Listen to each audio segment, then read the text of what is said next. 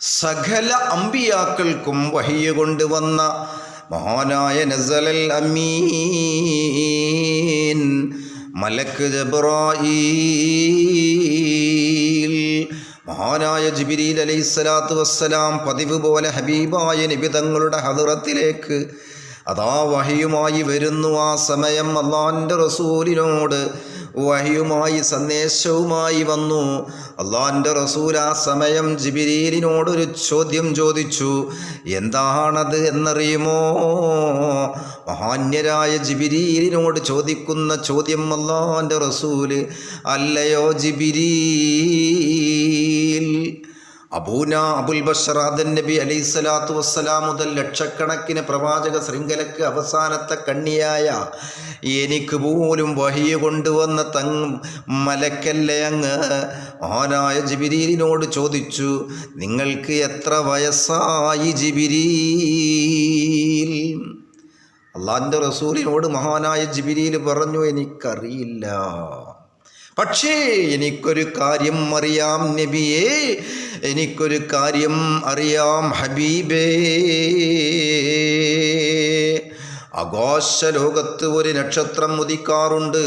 അത് ഇന്ന് നക്ഷത്രം ഉദിച്ചാൽ ആ നക്ഷത്രം നാളെ ഉദിക്കുകയില്ല. ആ നക്ഷത്രം ഇന്ന് ഉദിച്ച നക്ഷത്രം ആകാശലോകത്ത് ഇന്ന് ഒരു നക്ഷത്രം ഉദിച്ചെങ്കിൽ ആ നക്ഷത്രം പിന്നെ ഉദിക്കുന്നത് 70,000 വർഷങ്ങൾക്ക് ശേഷമാണ് ഹബീബ്.